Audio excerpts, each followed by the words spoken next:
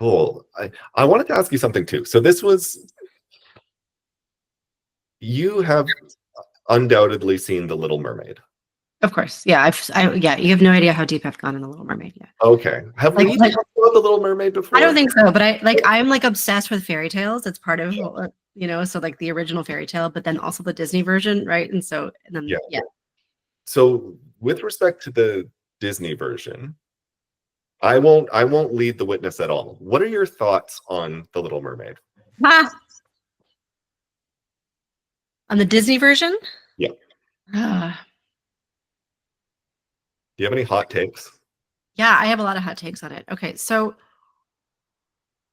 for some reason, I always need to harken back to the fairy tale because I think it's a far more important story. And like the story itself is like she sits outside of the prince's door. He gives her like a little velvet cushion to sleep on, right? And like in many ways you could be like he's disrespecting her and he's being shitty to her, but like in many ways that could be like a really beautiful act of surrender. Like she's willing to give up so much in order to have this. But in the Disney version, what happens is like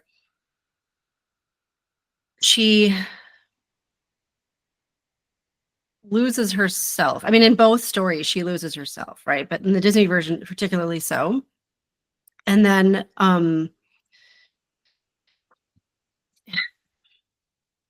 it's like she goes so hard after the thing that she wants that she can't possibly see the harm that she's causing herself.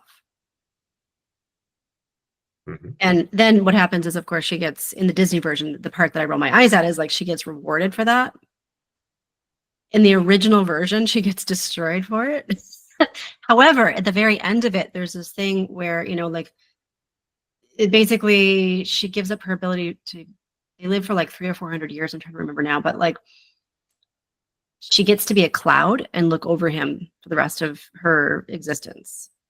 Oh. Yeah. And so like she doesn't get the thing that she wants. Like she gets still kind of punished for it, but she gets this thing that she gets to still have this like this look on him, be able to look upon him and blow cool breezes and whatnot, right? In the Disney version, she's just like not punished for it. And it's stupid. And it's like, okay, well, self-sacrifice, give up everything. And then, somebody will come and save you. Daddy will come and save you. Yeah.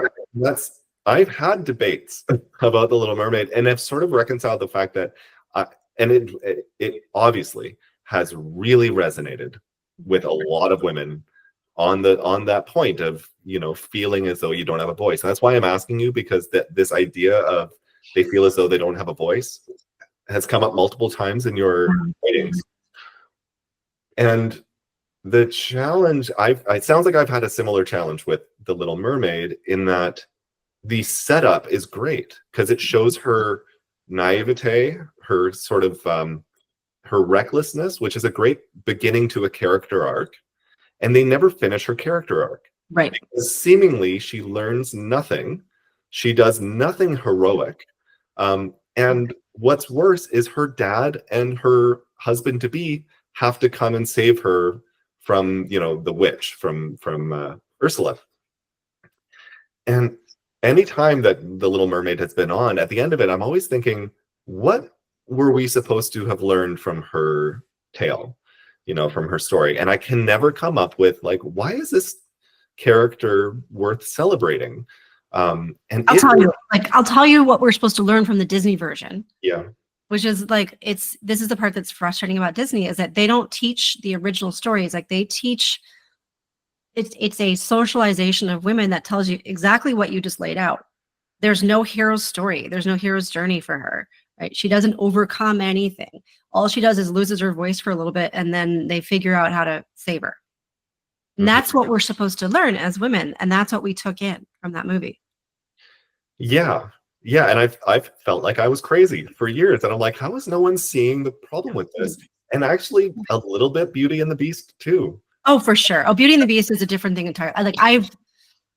That was actually originally based, a story that was originally written in the 1800s. It wasn't like an ancient story. And it was written because all of these young girls were getting married off to these like hideous older men. And this was a story that was written in some women's magazine that was just like, it'll be fine. You just win him over with your charm. Hmm. And like it's absolutely like it sets us up for this. And then we meet these men who we like you meet these men, and then they're like they appear to be this like perfect thing, whether it's like Ariel's prince or the Beauty and the Beast. It's like they're this thing that we're supposed to go after at all costs, and it's stupid.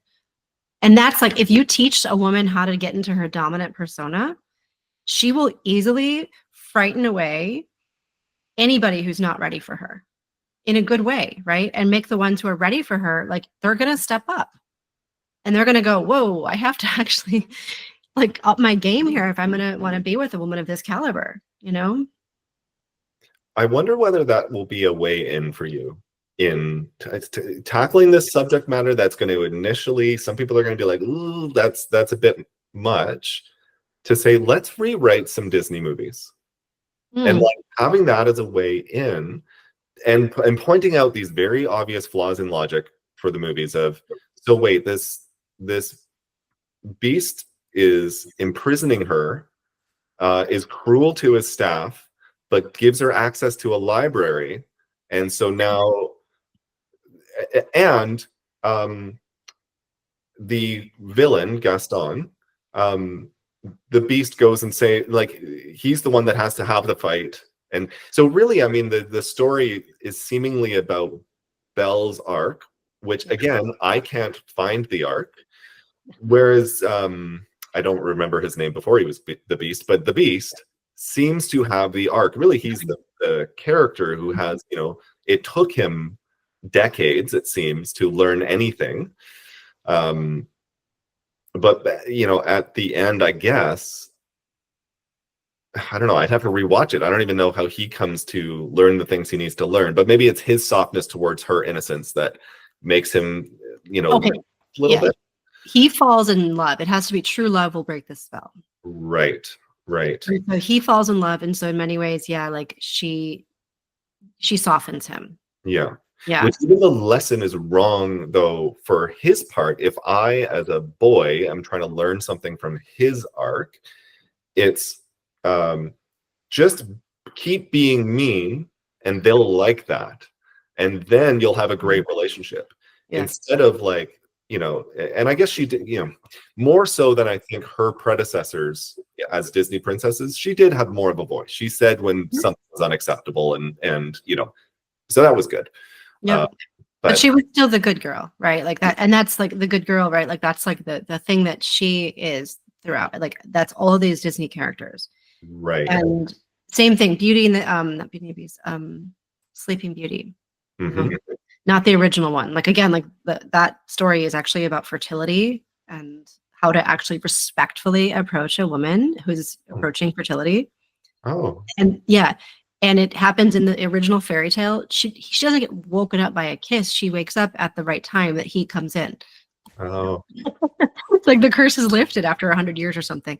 And he happens to come in at the point where it's 100 years. And he knows how to do this without, being disrespectful. Yeah. Oh, interesting. That would solve a lot of problems for people who go hard against that. And I think Snow White suffers the same plague. So that would be really interesting, because there's like almost endless, because then there's also debates around like Mulan of what that is teaching and different things. And maybe you could say this movie is a great example. Maybe you look at Brave and you're like, let's look at Merida and see the journey she goes through, and if she learned the right lessons, and how you can take that and putting everything in the context of the service you provide, which is becoming the woman you believe you ought to be, having the voice you believe you ought to have, commanding respect, but not in a tyrannical way, and actually, all of these really good positive things, releasing that voice that's stuck in your throat. And again, a possible way in is well-known stories, and Disney stories particularly, I think, because they were so ubiquitous. Everyone knew them for the most part. Yeah, I just wrote down this idea of doing like a little breakdown of like the woman you want to be versus how you learned to be the woman that you have find yourself to be, right? Like that. And let's rewrite that story. Yeah. Actually, one of my favorites, and it's very, I mean, she's a pretty minor character in it, but really important, is Nala in The Lion King. In her role for turning Simba around, is that like the properly applied shame is a really powerful motivator for men who are stuck. Like the shame of a good woman, of like, you're more than this. Like, what are you doing? You know, you're not a meerkat eating bugs. Like, you ought to be a king. Like, what in the hell is wrong with you?